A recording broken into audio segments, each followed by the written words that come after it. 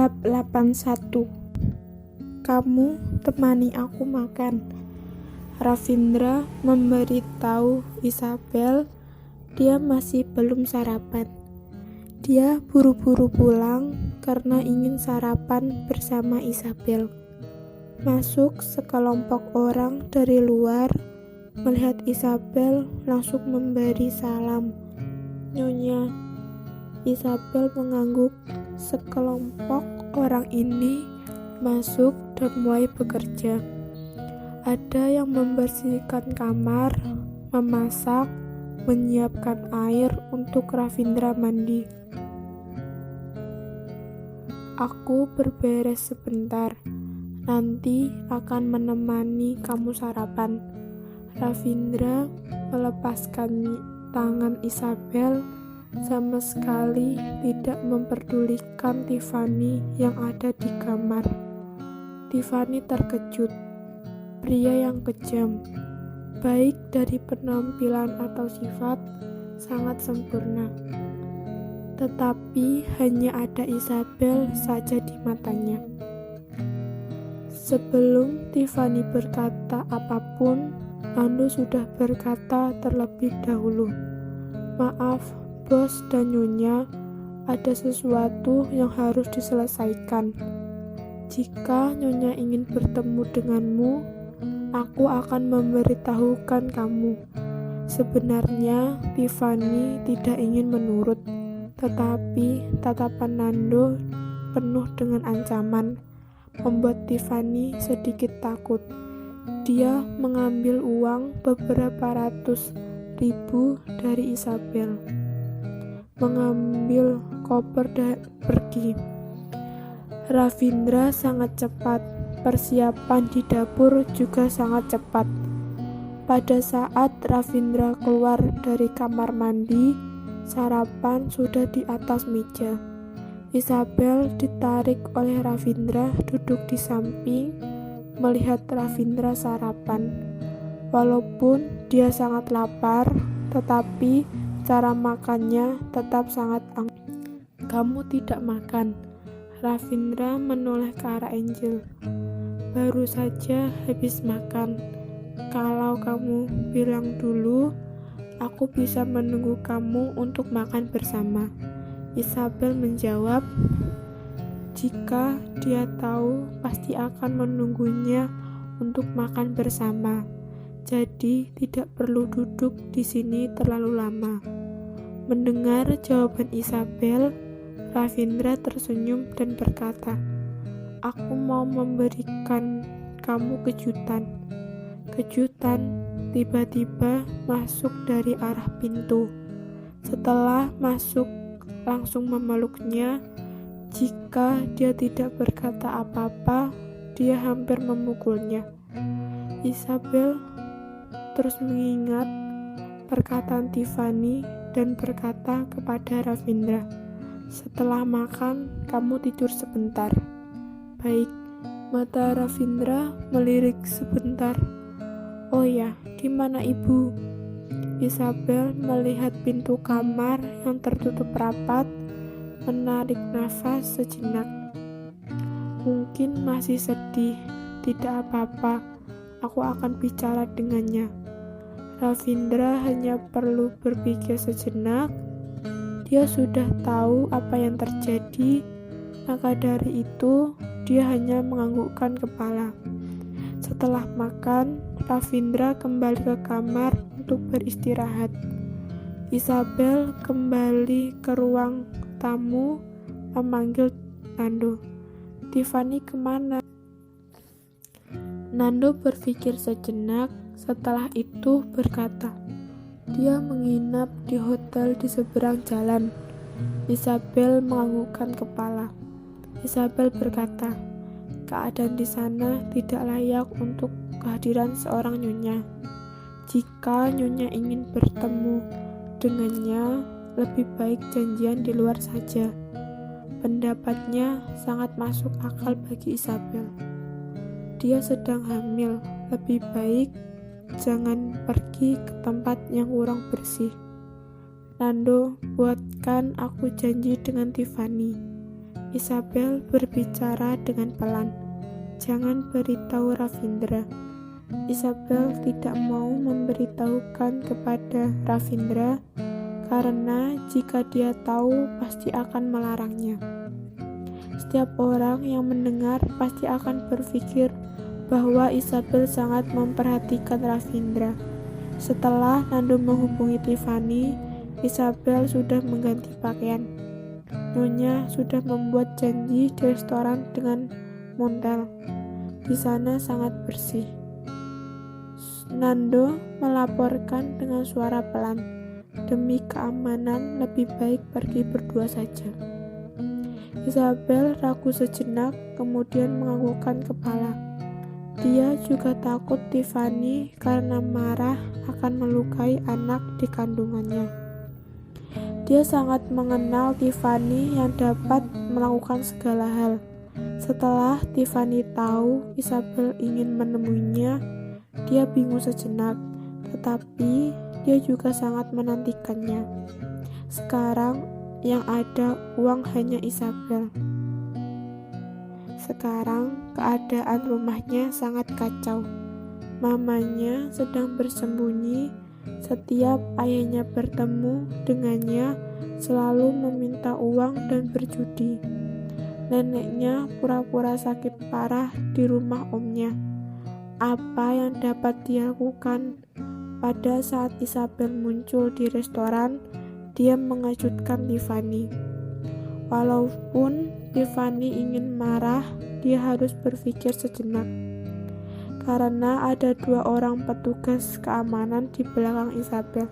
"Kak," Tiffany berkata. Akhirnya Tiffany terlihat sedikit lebih.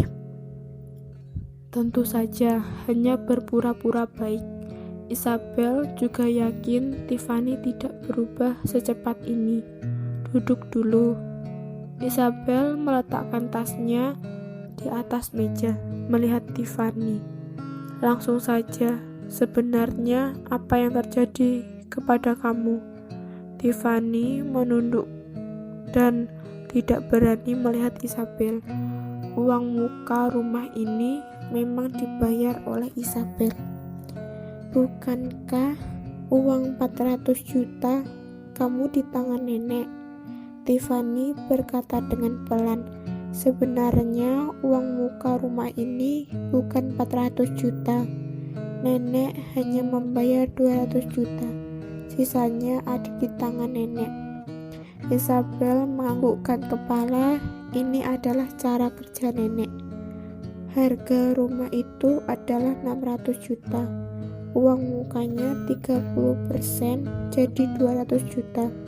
Saat itu, nenek berkata kepada paman, "Rumah ini dibeli untuknya." Maka dari itu, paman berpikir rumah ini adalah miliknya. Tetapi pada saat membeli rumah itu, aku dan nenek yang pergi membayar.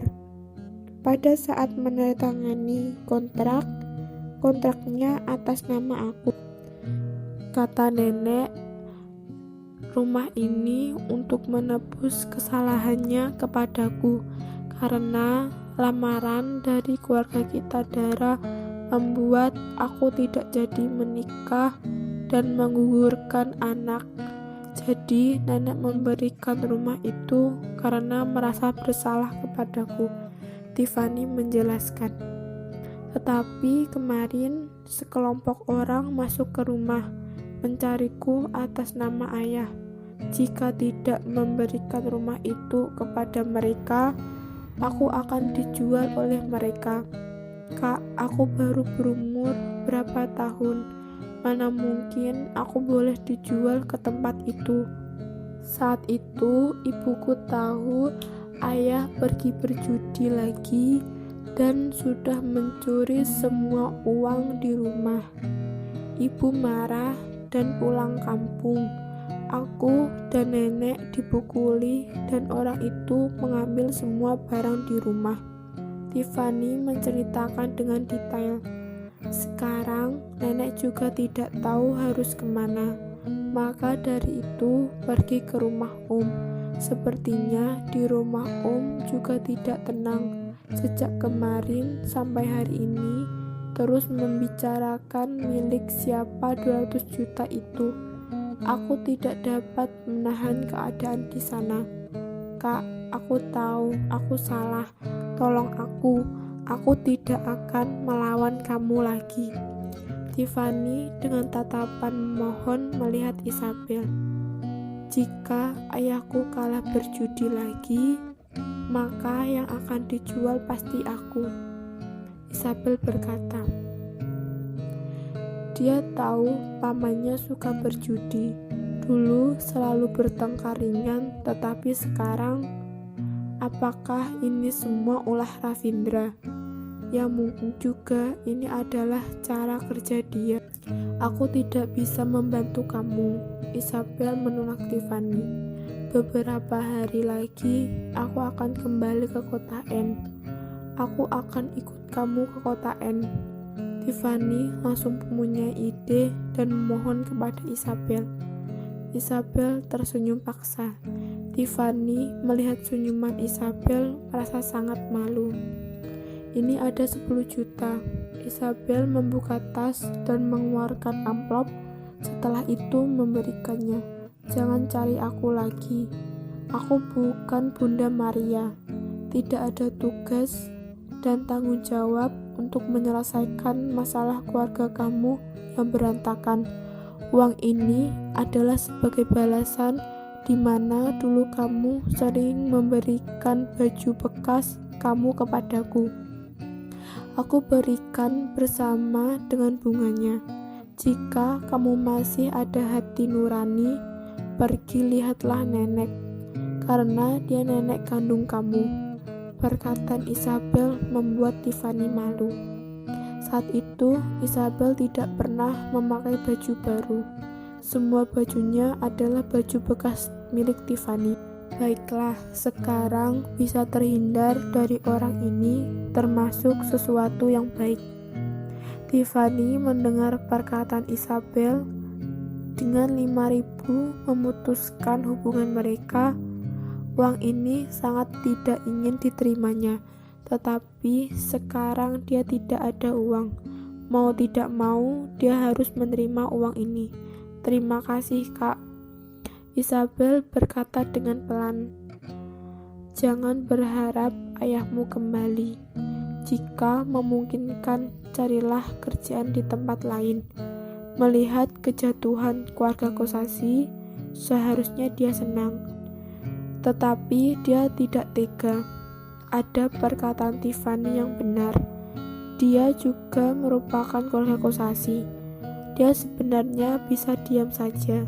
Tetapi pada saat keluarganya memohon kepadanya, akhirnya dia mengalah. Setelah Tiffany selesai berbicara, dia pergi dan tidak melihat Tiffany lagi. Dia benar-benar sudah melakukan semua yang dia bisa. Ternyata setelah Isabel sampai di dekat rumahnya, dia sudah mendengar suara marah. Semua tetangga berkumpul melihat. Isabel bertanya, "Apa yang terjadi?" "Nona, kamu tidak tahu apa yang terjadi pada keluarga ini." Seorang ibu-ibu yang suka bergosip mulai bercerita. Nenek ini datang dari kampung mencari anak laki-lakinya. Menantunya memberikan dia makan.